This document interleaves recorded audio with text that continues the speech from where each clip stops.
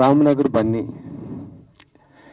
మీకు మీకు బాగా రీచ్ అయిందన్నారు, మీకు సాటిస్ఫాక్షన్ అయిందన్నారు. కానీ నాన్నగారికి మాత్రం బాక్స్ ఆఫీస్ దగ్గర సాటిస్ఫాక్షన్ అవ్వలేదు. ఏంటి, ఎందుకని?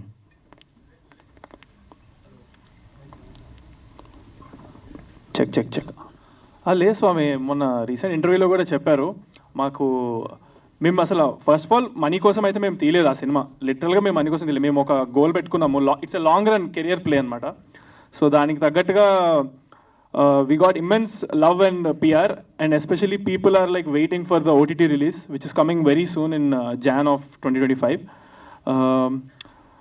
అండ్ తర్వాత రిలీజ్ తర్వాత బిజినెస్లో కూడా మాకు చాలా అంతా సెట్ అయిపోయింది స్వామి, కమర్షియల్గా కూడా. So he's very happy if you ask him now.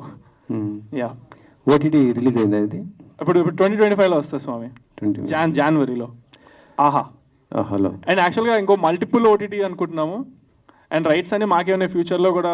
So కెరియర్లో ఇంకా పెద్ద హిట్ అయితే మళ్ళీ దాన్ని చూద్దాం. We have some plans.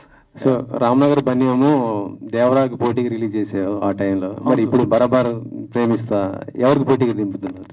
పోటీ ఏం లేదు స్వామి, ఇప్పుడు ఎవరిది వాళ్ళే. మనం we should concentrate on our selfs. అప్పుడు కూడా మేము దేవరాతో రాలేదు స్వామి. దేవరా రిలీజ్ అయిన 1 వీక్ తర్వాత వచ్చాము అంతే స్వామి. ఈసారి ఎలాంటి జాగ్రత్తలు తీసుకోబోతున్నారు మరి? రిలీజ్ డేలో పెద్ద స్టార్స్ ఏమైనా సినిమాలు వస్తున్నట్టు ఉంటాయి కదా. I will leave it up to my producers. వాళ్ళకే తెలుసు, నాకే తెలియదు స్వామి. నేను నా జాబ్ యాక్టింగ్ వరకు నేను కాన్సన్ట్రేట్ చేసి I hope I will give my best for my director and my team. Yeah, బరాబర్ ప్రేమిస్తా. మరి బరాబర్ హిట్ కొడుతుంది ఇది?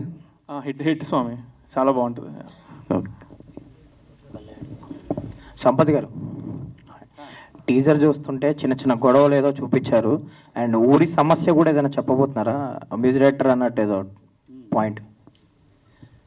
అంటే ఒక విలేజ్లో ఒక చిన్న సమస్య ఉంటుందండి. ఒక 2 వర్గాలు ఉంటాయి అన్నమాట. సో దాంట్లో బ్యాక్డ్రాప్లో కథ జరుగుతూ ఉంటుంది. సో ఒక వైపు హీరో ఉంటాడు, ఇంకో వైపు హీరోయిన్ ఉంటుంది. సేమ్ అట్లనే రిమైనింగ్ టీం కూడా ఉంటారనమాట. సో వాళ్ళ మధ్యలో గొడవలు, తర్వాత వాళ్ళ లవ్ స్టోరీ ఏంటనేది మన స్క్రీన్ మీద చూస్తే బాగుంటుంది. ప్రొడ్యూసర్ చిన్ని గారు,